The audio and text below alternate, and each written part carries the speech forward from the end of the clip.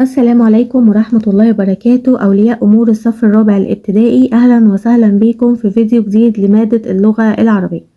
درس النهاردة إن شاء الله يعتبر آخر درس عندنا في الوحدة الثانية، وهو طبعا عبارة عن نص شعري بعنوان العلم طريق النجاح. خليكم معايا وهنبدأ مع بعض شرح الدرس ونقول بسم الله. طيب بنقرأ كده مع بعض النص، والأفضل طبعا إن هو يتحفظ. لو ما قدرتوش خلاص، بس بنقرأه مع بعض علشان نفهمه. النص بيقول: إن كنت تبغي المعالي فالعلم أهدى سبيلا، واظب عليه مجدا واطلبه دهرا طويلا، كن بالعلوم ولوعا ترقى المقام الجليل، وأتعب النفس فيها تلقى الجزاء الجميل، لولا العلا ما سهرنا بالجد ليلا طويلا. نقرأه مرة تانية: إن كنت تبغي المعالي فالعلم أهدى سبيلا، واظب عليه مجدا واطلبه دهرا طويلا، كن بالعلوم ولوعا ترقى المقام الجليل، وأتعب النفس فيها تلقى الجزاء الجميل، لولا العلا ما سهرنا بالجد ليلا طويلا. طيب علشان نفهم بقى الكلام الكبير ده، بندخل كده مع بعض على قاموس الأضواء. أول حاجة خالص الكلمة ومعناها. احنا بنقول إن كنت تبغي يعني تريد أو تطلب. المعالي المراد بها الدرجات الرفيعة أو المكانة العالية. أهدى يعني أرشد أو أفضل. سبيلة يعني طريقة. واظب يعني داوم أو استمر. مجدا يعني مجتهدا. دهرا يعني زمنا، دهرا هنا بالدال يعني زمنا. ولوعا يعني شديد التعلق به أو شديد الحب. ترقى يعني تسمو أو ترتفع، احنا بنقول على الحاجة الشخص مثلا بيرتقي يعني بيرتفع. المقام يعني المنزلة أو المكانة. الجليل يعني العظيم. تلقى يعني تنل، يعني شخص بيلقى شيء يعني بينال شيء. الجزاء يعني الأجر أو الثواب. العلا يعني الرفعة أو علو المنزلة. آخر حاجة في المعاني هي الجد يعني الاجتهاد. ندخل بقى على الكلمة ومضادها. المعالي مضادها الدناية. أهدى مضادها أضل. واظب مضادها توقف أو انقطع. مجدا مضادها كسولا. طويلا مضادها أو عكسها قصيرا. ترقى مضادها تنخفض. الجليل مضاد الحقير. أتعب مضاد أرح، يعني شخص بيتعب وهنا شخص بيرتاح عكسه. تلقى مضادها تفقد. الجميل مضاد القبيح. العلا مضاد الذل أو الانحطاط. والجد احنا قلنا ان معناه الاجتهاد، مضاده بقى الكسل، شخص مجتهد عكسه الشخص الكسول. عندنا بقى المفرد وجمعه. العلم مفرد وجمع العلوم. سبيل مفرد وجمع سبل أو أسبلة. مجد مفرد وجمعه مجدون. دهر جمعه دهور أو أدهر. المقام جمع المقامات.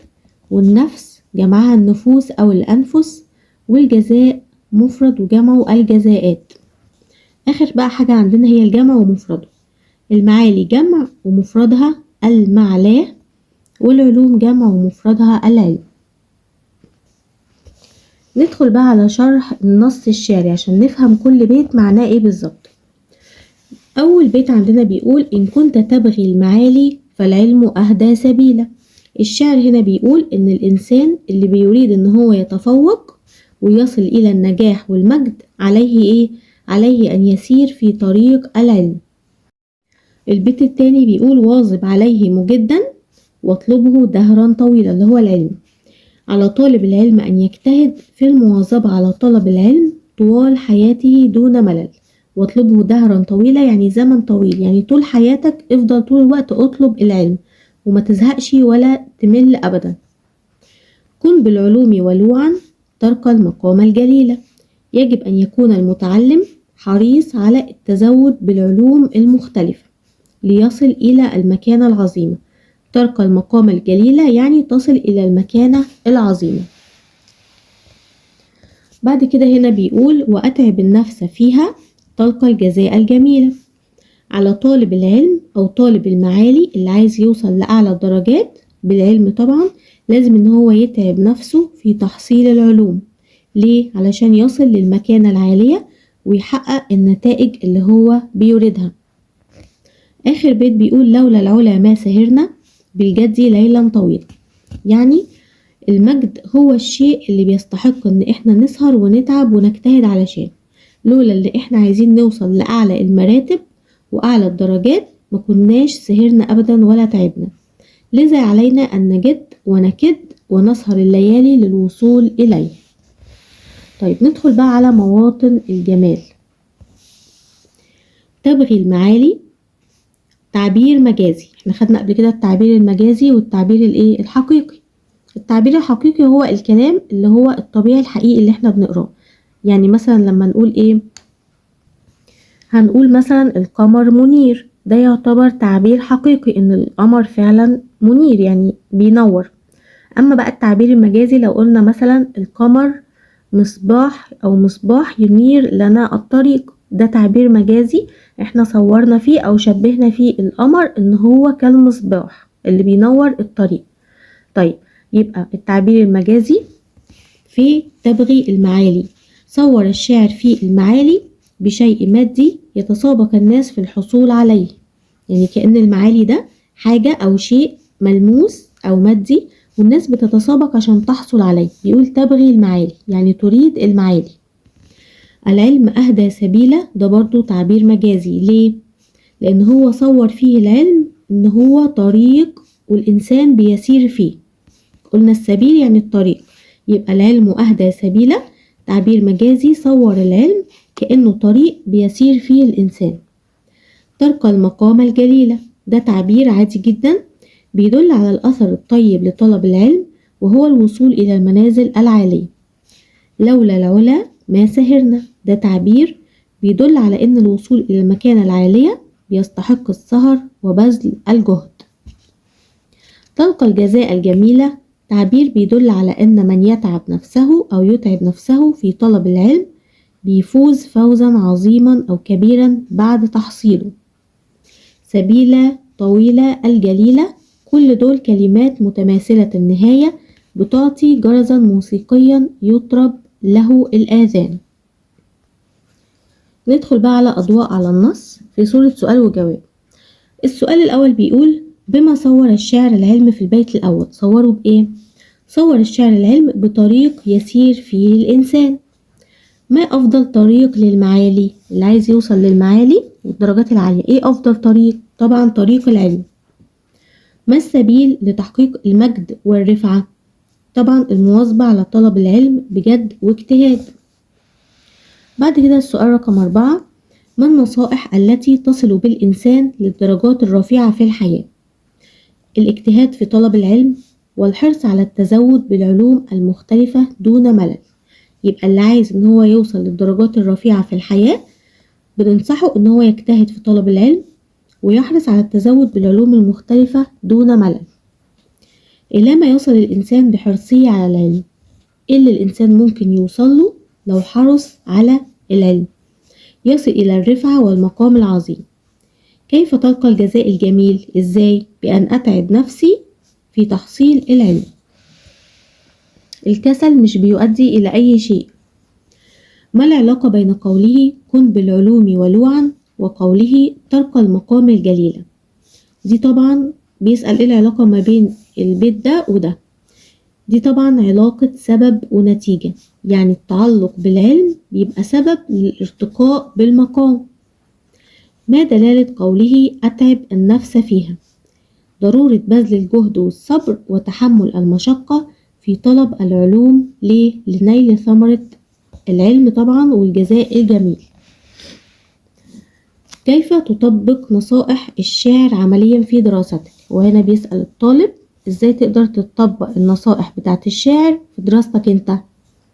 طبعا هنقول بتنظيم الوقت والمواظبة اليومية على التعلم والقراءة من مصادر متنوعة وكمان بوضع الأهداف والتقويم المستمر. لماذا اختار الشاعر العلم وسيلة لتحقيق الشرف والرفعة؟ ليه؟ اشمعنى العلم؟ لأننا نعيش عصرا يعتمد على التفكير العلمي في حل المشكلات والتغلب على الصعاب وتحقيق التقدم. آخر سؤال بيقول ماذا نتعلم من هذا النص؟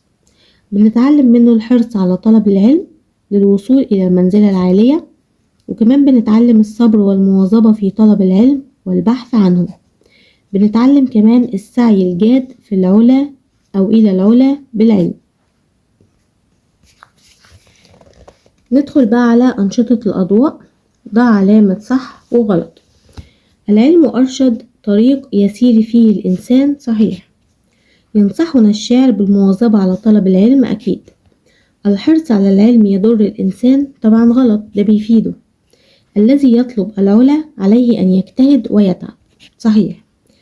التعب في سبيل العلم له ثمرة طيبة طبعا صح. آخر سؤال بيقول طريق المجد لا يحتاج إلى الصبر أو الجهد غلط طبعا. طريق المجد لازم إن هو بيحتاج للصبر والجهد. ندخل بعد كده على نشاط 2 اللي بيقول تخير المعنى المناسب للكلمة الملونة. إن كنت تبغي النجاح فابدأ من الآن. قلنا يعني إيه تبغي؟ تبغي يعني تريد. المجتهد يسعى نحو المعالي. إيه هي المعالي؟ هي الدرجات الرفيعة. أخي ولوع بمتابعة أخبار الرياضة. يعني إيه ولوع؟ يعني شديد التعلق. على الإنسان أن يجد سبيلا لتحقيق أهدافه. يعني إيه سبيلا؟ يعني طريقا. واظب على الإحسان تسعد في الدنيا والآخرة. يعني إيه واظب؟ يعني استمر. بعد كده نشاط 3 أكمل. السبيل لتحقيق المجد والرفعة هو المواظبة على إيه؟ على طلب العلم.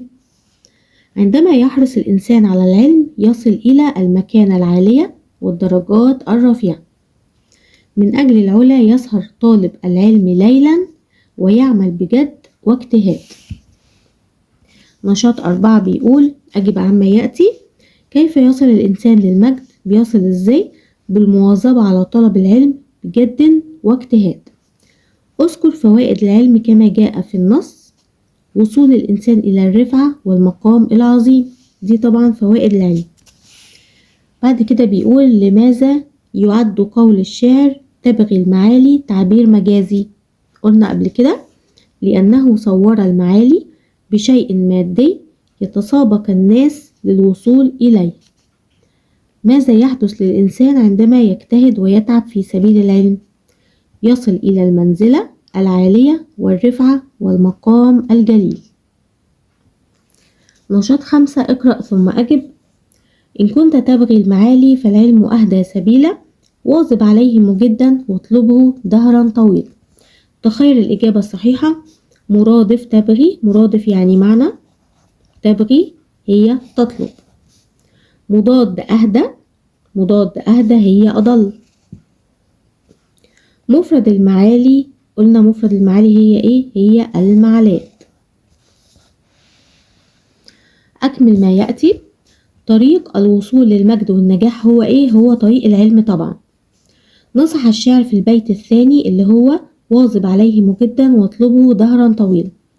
نصح في إيه بقى؟ نصح طالب العلم بالمواظبة على العلم لما قال له واظب عليه مجدا.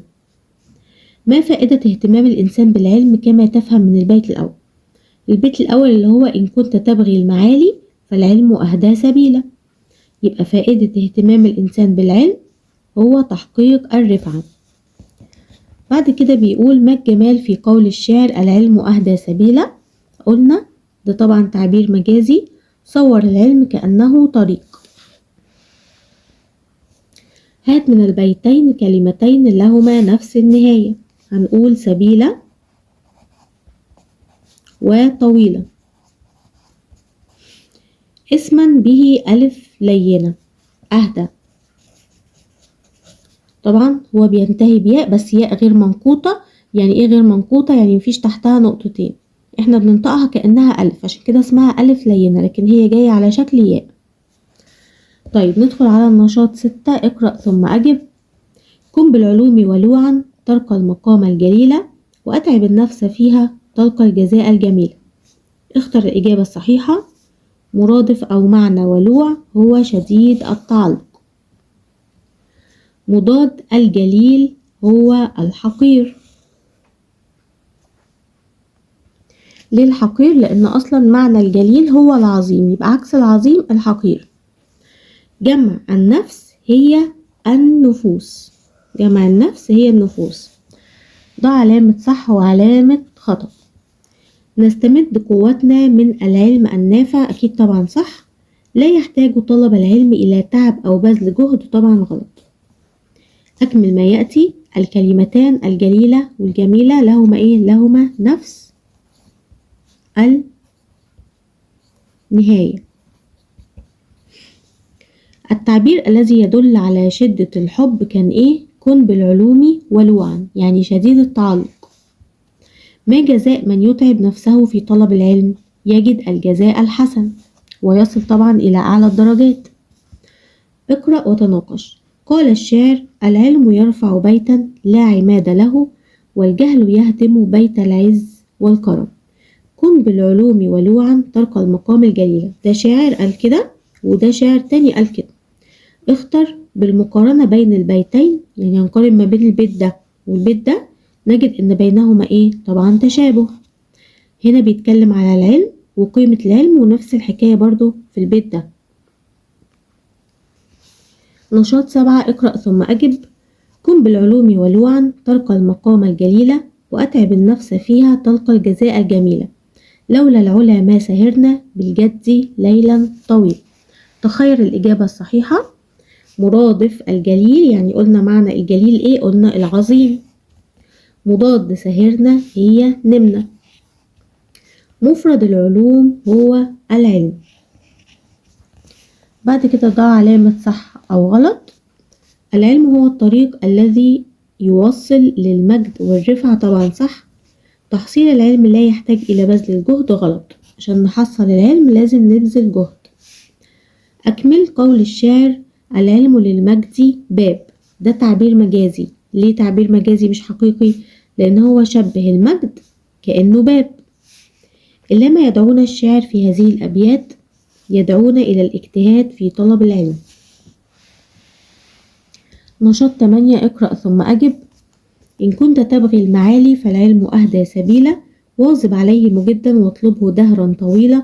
كن بالعلوم ولوعا ترقى المقام الجليل. هات من الأبيات مرادف تريد. مرادف تريد هي تبغي. مضاد تنخفض، لا هنا ترقى. شخص بيرتقي قلنا يعني بيرتفع، مضادها تنخفض. جمع المعلاه. جمع المعلاه هي المعالي. طبعا المعلاه دي ايه؟ مفرد وجمعها المعالي. بعد كده أكمل. بيقول: الكلمتان سبيلة وطويلة لهما نفس النهاية.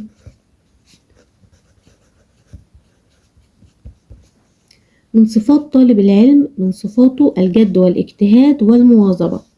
طلب الشاعر من طالب العلم أمرين، إيه هما؟ المواظبة والجد، لأن هو هنا بيقوله واظب عليه مجدا، يبقى طلب منه المواظبة والجد. طيب، العلم مفيد والعلم أهدى سبيلا، أيهما أجمل؟ مين فيهم أجمل؟ احنا طبعا لما كنا بناخد مواطن الجمال بندور على الأبيات اللي بيبقى فيها تعبير مجازي، لأنه بيبقى فيه جمال. يبقى طبعا الأجمل فيهم هو العلم أهدى سبيلا. ولماذا؟ لأنه شبه العلم بالطريق. طيب، آخر سؤال عندنا بيقول: حدد الفعل في الجملة التالية وبين نوعه. احنا طبعا قلنا قبل كده ان الجملة الفعلية بتبتدي بفعل وبعد كده فاعل. هنا بيقول: تنافس المتسابقان في اللعبة.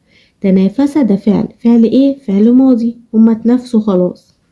المتسابقان هما الفعل، لان هما اللي اتنافسوا، هما اللي قاموا بفعل التنافس. يبقى المتسابقان هما الفاعل،